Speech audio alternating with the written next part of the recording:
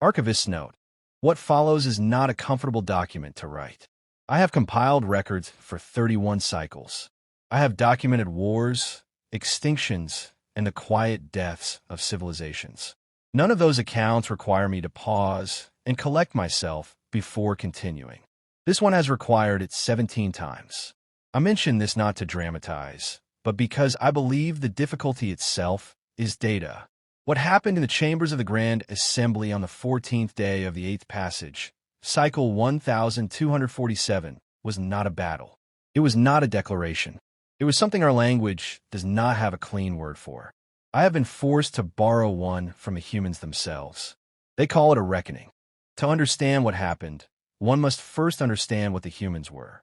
They arrived in galactic space 730 cycles ago, by our reckoning, small, soft-bodied, improbably fragile, and immediately bewilderingly eager. Their homeworld had given them something the rest of us had long since evolved past: genuine enthusiasm for hardship. Where other species developed sophisticated social systems to insulate their members from danger, humans had developed sophisticated social systems to decide whose turn it was to walk into it. The Council's early assessments of humanity were, in retrospect, almost poignant in their wrongness. My predecessor, Archivist Verath, described them in Cycle 591 as a promising but emotionally unstable species, prone to irrational sacrifice and an unsettling tolerance for suffering. We do not anticipate they will maintain relevance in the long term. Within 40 cycles, humans were staffing the most dangerous patrol routes in the outer reach. Within 80, they had established medical outposts on 17 worlds that no other species would set foot on. Within 120, the phrase "we will send humans" had become, in the chambers of the assembly, so routine that it required no discussion. It was simply the answer to any problem that was too costly, too dangerous, too thankless, or too complicated for anyone else to bother with. The humans never complained. This was the detail that, in hindsight, should have alarmed us most. They negotiated, certainly. They submitted formal requests, filed objections through proper channels, raised concerns in measured, carefully worded dispatches. They asked, politely, for better equipment. They asked, politely, for clearer mandates. They asked, politely, for representation on the committees that decided which crises were worth responding to. They were denied, politely, on most counts, and they accepted those denials with a grace that we mistook for deference. It was not deference. I understand that now. They were watching. They were recording. And somewhere, in facilities that appeared on no council manifest, in systems that our long-range surveys had cataloged as unremarkable and empty, they were building. We did not know that yet. That knowledge came later. It came all at once. The incident that brought Captain Kael to the Grand Assembly chambers was not, in isolation, extraordinary. That is the most important thing to understand. In the 32nd day of the 7th passage, the Assembly received an emergency dispatch from the human garrison at Verath Station, a deep space outpost at the edge of the Kael Rift, a region of severe spatial instability that happened to sit at the only viable approach vector to 7 inhabited systems. Verath Station existed, in plain terms, to absorb whatever came through the rift before it reached anyone important. The garrison reported a cascade failure in their structural containment systems. They had 47 hours before the station became uninhabitable. They requested immediate evacuation and emergency engineering support. The request reached the Assembly's Logistics Committee on the 34th day. The committee reviewed the resource allocation required for emergency extraction from a Class 7 instability zone and determined that the cost could not be justified against current budgetary constraints. The motion to authorize the mission failed to achieve quorum because 3 of the 7 committee members were attending a diplomatic function on Erech Prime and had not arranged proxies. By the time the request was resubmitted, escalated, and finally authorized on the 41st day, Verath Station had been uninhabitable for 2 days. Of the 214 humans stationed there, 61 survived. 153 did not. The Assembly sent formal condolences. A committee was formed to review emergency response protocols. Captain Kael, commanding officer of the human vessel that had conducted the unauthorized rescue, submitted a formal request to address the assembly directly. It was granted. What we did not know, what Kael himself did not know when he walked into that chamber, was that 3 days before the station's containment failed, a member of the logistics committee had flagged the Verath request as non-critical in an internal communication to the committee chair. The flag had been applied after a cost projection was shared by a senior assembly budget officer. The projection showed that a successful evacuation of Verath Station would set a precedent requiring emergency response funding for 41 similar human outposts across the outer reach. It was cheaper to let them die. That document existed in a sealed administrative archive when Kael stood at the assembly speaker's platform. He did not know about it. He stood there and spoke from exhaustion and grief and 70 cycles of accumulated weight. And he was, in that moment, still giving us the benefit of the doubt. The document was leaked 14 days later by a mid-level assembly records clerk named Sovilan, who submitted her resignation the same morning. She cited, in her resignation letter, a difficulty sleeping. I was present in the Grand Assembly chambers when Captain Kael entered. He walked in alone, in his service uniform, without ceremony. He stood at the speaker's position. He was quiet for a moment. What I remember most is that he did not look angry. He looked like a person who had recently set something down, something very heavy, and was now standing in the unfamiliar lightness of not carrying it anymore. I'm not here to ask for anything. The chamber was very still. I want to be clear about that, he continued. You're expecting a petition. You're expecting a request for a review committee or additional resources or a formal acknowledgement.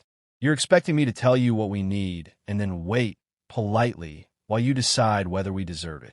He paused, not for effect. The pause of someone choosing words they know cannot be retrieved. 153 people died at Verath Station. 40 of them were from a colony called Saren's Landing. About 4,000 people. Fishing community. They volunteered for Verath Station because the posting bonus was enough to fund the colony's water reclamation project for the next decade. They thought they were doing something useful. His voice did not waver. It was quieter than when he had started. We've been at this for 700 cycles.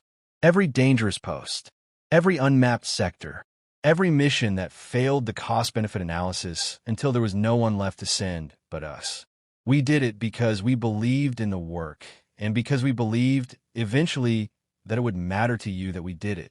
He reached into his jacket and produced a data chip, which he set on the speaker's platform with the deliberateness of someone who has thought about a gesture for a very long time. That is our formal notice of withdrawal from the Mutual Defense and Cooperation Accords, effective at the end of this session. All active human personnel will begin returning to human jurisdiction within 30 days. All joint operations will be concluded or transferred. Delegate Sorith of the Kael Confederation asked whether this was a negotiating position. Captain Kael looked at her. No, he said. He left. 14 days later, Sovilan's leaked document reached every news system in the Assembly's 49-member world simultaneously. Someone had ensured the distribution was thorough. To this day, no one has claimed responsibility. I will not reproduce the document's full contents here. They are available in the public archive. What I will say is that the phrase "it's cheaper to let them die" does not appear in it verbatim. The actual language is considerably more bureaucratic, which in some ways makes it worse.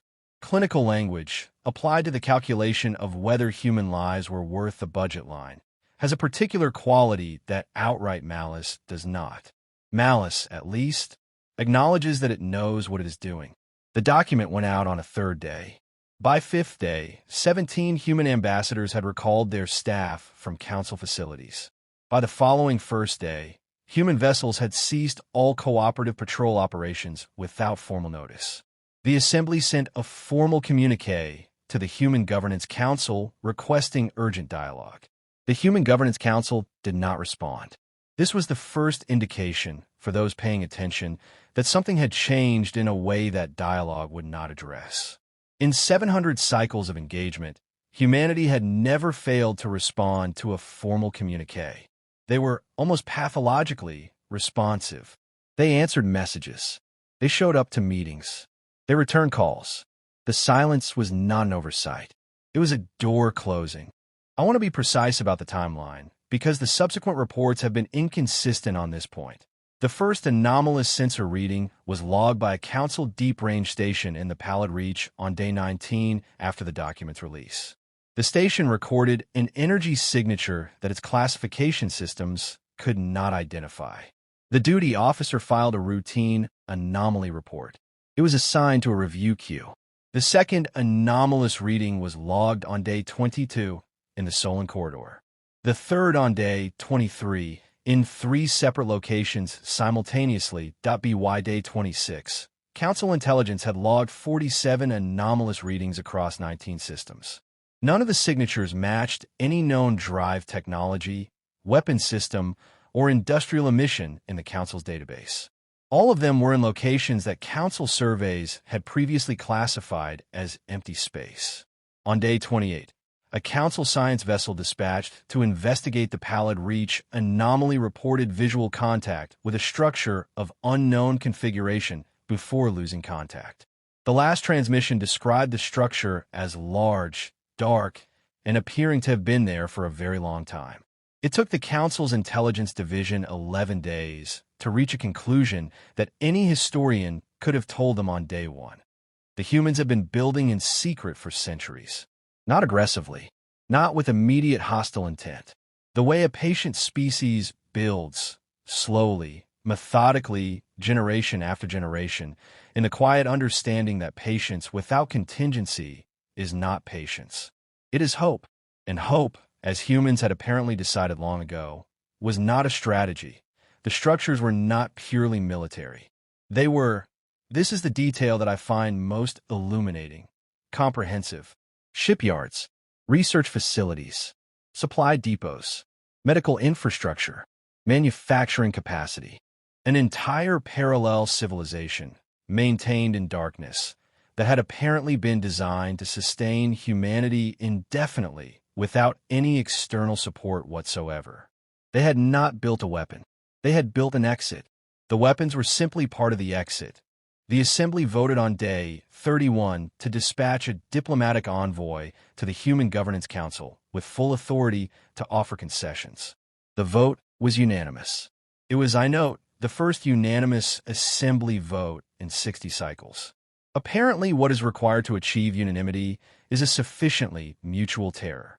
The envoy was Admiral Diplomat Verath, the Assembly's most experienced negotiator, who had brokered the Outer Reach Accords and the Solon ceasefire and was widely considered unflappable.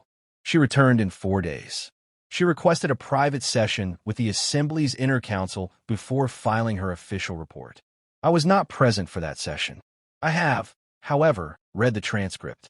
She described arriving at the Human Governance Council's primary station and being received with complete courtesy. Tea was offered. She accepted. The room was, she noted, very clean and very quiet. Captain Kael was present. She had not expected that. She described him as looking rested. She presented the Assembly's offer: full human representation on all council committees, retroactive compensation for all hazard postings, an independent inquiry into the Verath document with criminal referrals, and a complete restructuring of the emergency response protocols. Kael listened to the full offer without interruption. Then he said, "That would have been everything 12 cycles ago." Verath asked what had changed. "We found out you knew," he said. "There's a difference between being failed by a system and being expendable by design. We can work with failure. We've been working with failure for 700 cycles. But we're not going to work with the second thing. We're not able to unknow it." She asked what they intended to do. He was quiet for a moment. Then he said, "Nothing, if you leave us alone." Verath reported that she had found this answer deeply unsatisfying and had pressed for clarification. She asked whether humanity was prepared for the consequences of full withdrawal from the council structure. "We've been prepared for a long time," Kael said. "The facilities you've been finding, those aren't new. The oldest one is 412 cycles old. We didn't build them because we wanted to leave. We built them because we wanted to be able to if we had to. There's a difference." She asked about the weapons.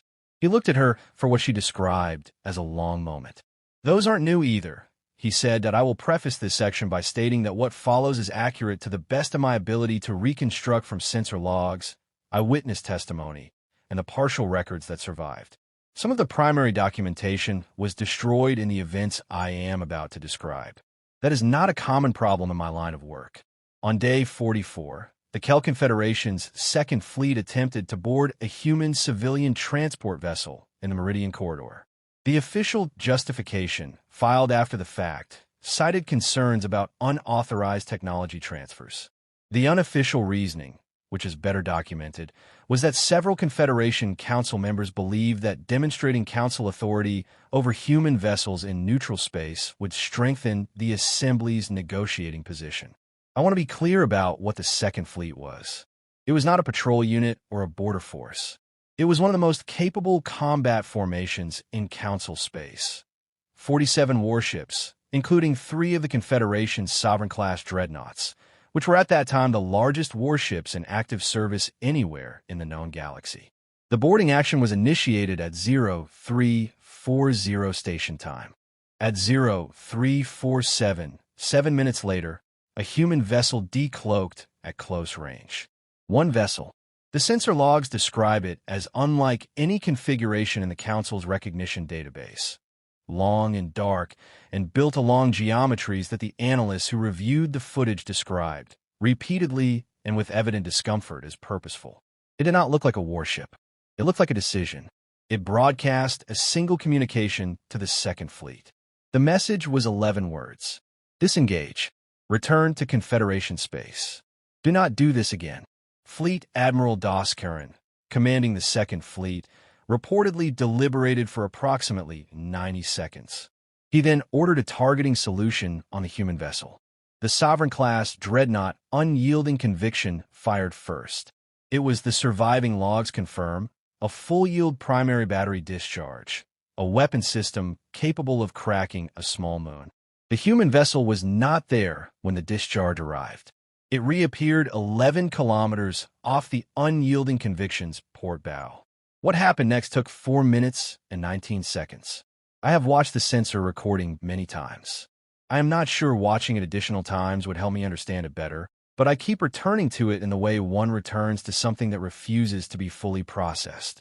The human vessel did not charge weapons in any way the Second Fleet sensors could detect. There were no targeting locks, no energy buildups, no launch signatures. Things simply stopped functioning. Not violently. That is the detail that I find most disturbing in retrospect. The dreadnoughts did not explode.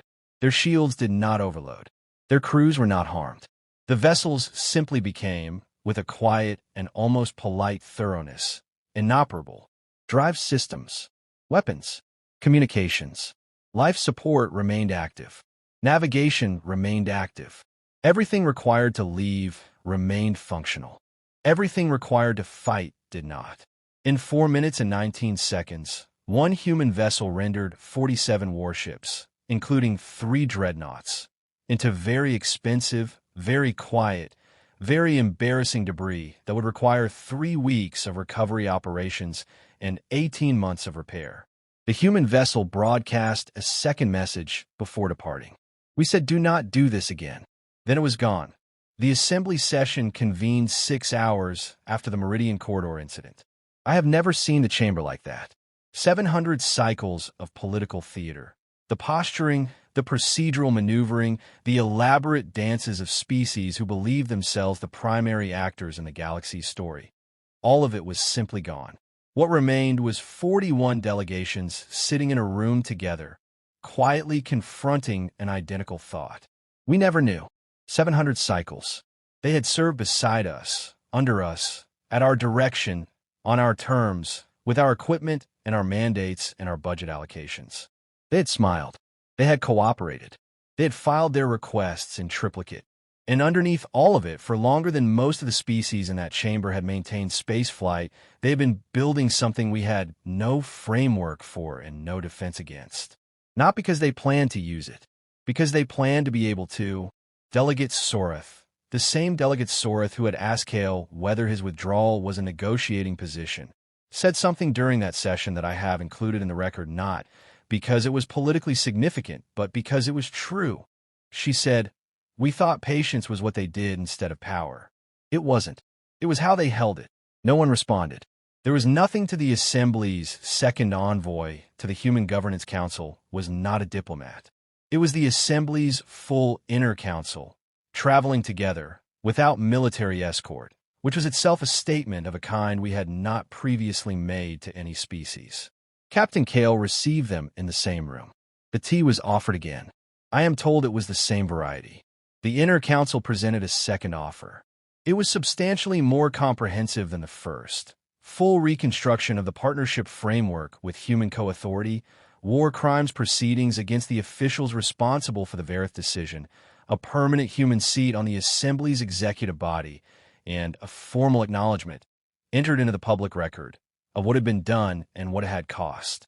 Kael read the offer. He was quiet for a long time. The acknowledgement, he said, "That one matters." The Assembly chair asked whether the offer was acceptable. "It's a beginning," Kael said. The chair asked what a beginning meant, in practical terms. Kael set down his cup. He looked at the assembled inner council of the most powerful governing body in the known galaxy. Looked at them the way, I am told, a person looks at something they are deciding whether to trust again. And he said, "It means we'll see." I interviewed Captain Kael twice for this record. The second interview was after the Meridian Corridor incident. I asked him directly whether the demonstration had been planned, whether humanity had been waiting for the Confederation to give them a reason. He considered the question carefully. "We didn't need a reason," he said. "We had 153 of them already. What the Confederation gave us was permission. There's a difference." I asked whether humanity had more vessels like the one in the Meridian Corridor. He smiled. It was the first time I had seen him smile in either of our conversations. It was a small, quiet expression, not unkind, but not entirely reassuring either. "We have enough," he said. I asked, finally, whether the structures in the dark, the shipyards, the facilities, the 400-cycle-old contingency plan, whether any of that would change now. Whether if the new partnership held, humanity would dismantle what they had built. He looked at me for a long moment. "No," he said, gently, the way you tell someone something true that you know they don't want to hear. "We're not going to do that. We made that mistake once, trusting that trust was enough. We're not built to make the same mistake twice." He stood, signaling the interview was concluded. At the door, he paused. "I want you to write this accurately," he said. "Not as a cautionary tale, and not as a victory. Write it as what it is. What happens when you spend 700 cycles telling a species that their lives are line items? Write down what that costs. Write down what it builds in the dark when nobody's watching." He looked at the recorder. "Write down that we were patient. Write down exactly how patient we were. And write down what patience that deep actually means." He left. I sat for a long time after. Then I began to write.